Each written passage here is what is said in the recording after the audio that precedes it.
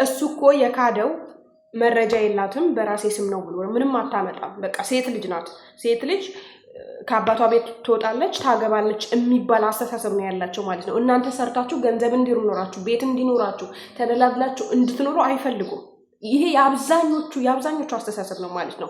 ይሄ ቪዲዮ በድሮ በሬ ለምታርሱ የኢትዮጵያ ሰው የኢትዮጵያ ኑሮ እንደ ድሮ መስሎ ለሚታያችሁ የዛሬ 15 እና የዛሬ 20 ዓመት ከሀገራችሁ በ15 ዓመታችሁ የወጣችሁ ሴቶች እንድትሰሙ ትፈልጋለሁ፣ እንዲደርስ እፈልጋለሁ። ይሄ ቪዲዮ ላይክ እና ሼር ሰብስክራይብ ማድረጋችሁ እንዳይረሳ ማለት ነው። ጉዳዩ እንደዚህ ነው። በጣም የሚያሳዝን ታሪክ ነው። እኛ ድሮ ማለት ነው ብዙ ጊዜ እኛ ውለታ የዋለን ሰው ብርሃን የሆነው ሰው እንዲህ ጉድጓድ ላይ ጉድጓድ ቆፍሮ ሲቀብረን ነው የምናየው። በብዙዎቹም አይቻለሁኝ በራሴም አይቻለሁ እኔ ማለት ነው። ምን ተፈጠረ መስላችሁ? አንድ እህታችን የዛሬ 15 ዓመት ነው ከሀገሯ የወጣችው።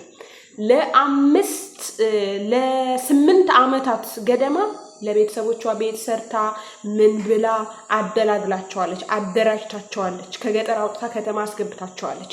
ከዛ በኋላ አይ ሰውነታችሁ ይደክማል መቼስ ታውቃላችሁ፣ ትዝላላችሁ፣ ያስጠላችኋል። አይ በአሁንማ የራሴ የሆነ ነገር ማድረግ አለብኝ፣ የራሴ ነገር ሊኖረኝ ይገባል፣ በቃ የራሴ ህይወት ጀምራለሁ ብላ ለራሷን ቤት ትገዛለች ማለት ነው። ቤቱ በማን ስም ነው? በአባቷ ስም ነው የገዛችው። በአባቷ ስም ነው የገዛችው።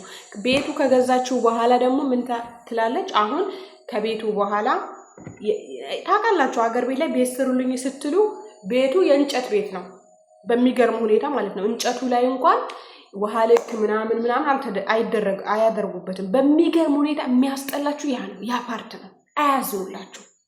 የሆነ እንጨት ቤት 50 ቆርቆሮ ምናምን እንደዚህ ይሰራሉ፣ ይከቡታል። ብር አምጪ ለውሃ ልክ ለምን ለሰራተኛ ለምናምን ለጅብሰን ለክፈፍ ለምናምን ለዲኮር ለኮርኒስ እያሉ ብር ይቀበሏቸዋል ማለት ነው። ግን የሚያስቀምጡት እንጨት ባዶ እንጨት ቤት በጭቃ ነው። ምንም አይነት ቀለም የለው፣ ምንም አይነት ዲኮር የለው፣ ምንም አይነት ያማረ ነገር የለው። የሚቀበላችሁ ግን በየወሩ እናንተ ቤት እየተሰራልኝ ነው ብላችሁ በየወሩ 1 ብር ለራሳችሁ ሳታስቀምጡ ትልካላችሁ ማለት ነው። ከዛች ልጅ ቤት ገዙላት። ቤቱ ምንም አልተሳደሰም፣ ግን እና እየተሳደሰ ነው። የኮርኒስ የገለመኔ ምናምን እያሉ ይቀበሏታል ማለት ነው። በጣም ብዙ ብር ትልካለች። ኦኬ በጣም ብዙ ብር ልካ በመጨረሻ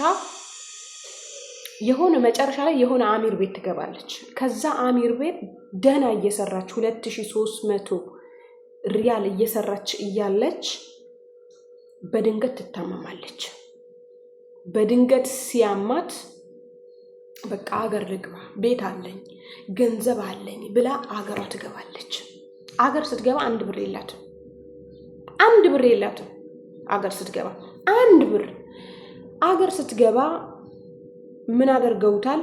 የራሳቸውን መኖሪያ ቤት ሽጠው ለልጆቹ ወንዶቹ እንዲስተዳደሩበት የራሳቸውን መኖሪያ ቤት ሽጠው የሷ ቤት መጥተው ገብተውበታል ማለት ነው። የሷ ቤት በማን ስም ነው ያለው? በአባቷ ስም ነው። خلاص አሁን እቺ ልጅ የት ትግባ? የት አባቷ ትግባ? ብሩም የለም። ያ ሁሉ የተላከ ብር 5 ሳንቲም የለም።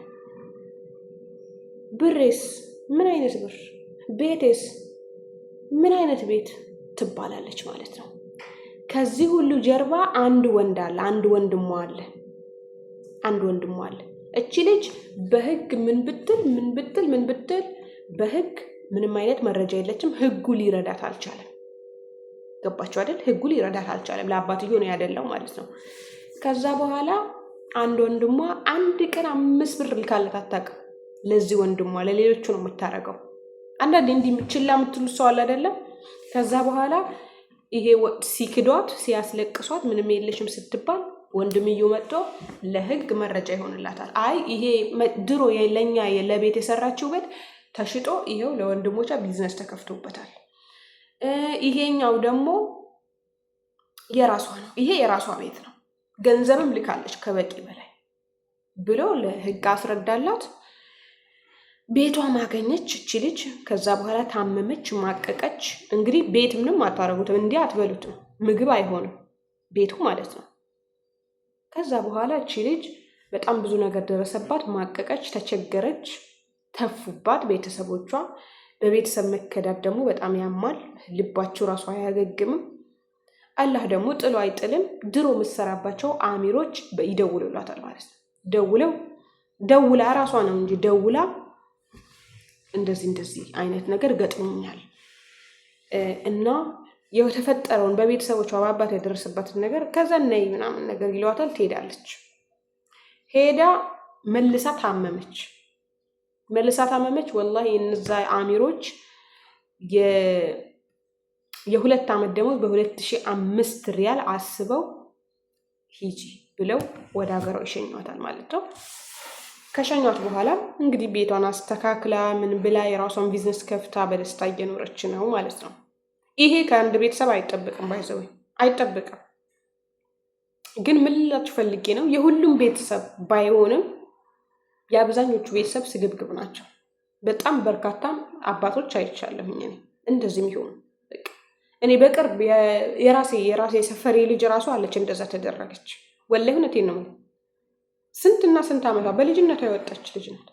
የራሷ ቤት ገዝታ አሰሩልኝ ምናምን አለቻቸው። ቤቱን አሰርተው ለራሳቸው ገቡበት።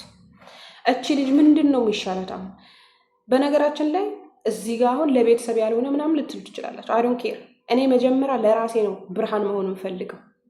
ለራሳችሁ ብርሃን ሆኑ። መጀመሪያ ለራሳችሁ አብሩ። ከዛ በኋላ ለሰው ማብራት ትጀምራላችሁ። ወዳችሁ ሳይሆን ተገዳችሁ። ህይወት ሰውን እንድትረዱ ያደርጋችኋል። መጀመሪያ ለራሳችሁ ብርሃን ስትሆኑ ማለት ነው። ሰጠሽ ዘራሽ ነገ ታመሽ ብትወድቂ የት ነሽ የሚልሽ የለም። ተቸግረሽ የት አባሽ ነሽ ብሎ የሚጠይቅሽ ያለ እንዳይመስልሽ። በቃ ሴት ልጅ በእኛ ሀገር ባህል እንዲኖራት ቀና ብላ እንድትታይ አይፈለግም። እስፔሻሊ ከትዳር በፊት ንብረት ኖሯት ንብረቷን ወደ ባሏ ቤት ይዛ እንድትሄድ አይፈቀድም። ነውር ነው፣ አይቻልም። በአሁኑ ሰዓትም ታውቃላችሁ እንዴ ብር ነው ያላት እኮ ምናምን እኮ ብሯን ይዛ እኮ ነው ያገባት ለብሯ ብሎ ምናምን ይባላል። እኔ በበኩሌ ግን ሴት ልጅ እንዲኖራት እፈልጋለሁ። ምክንያቱም ብዙ የባላቸው ጠባቂ የሆኑ ሴቶች ሲሰቃዩ ሲፈቱ 2 ልጅ 3 ልጅ አስወልደው ሲፈቷቸው ነው የማውቀው። ገባችሁ አይደለም? ስለዚህ ተጠንቀቁ። 10 ዓመት 15 ዓመት ሰው ሀገር ላይ አትኖሩ። 5 ዓመት 6 ዓመት ከኖርሽ ያ ሀገር ካልተስተካከለልሽ ላሽ ማለት ትችያለሽ።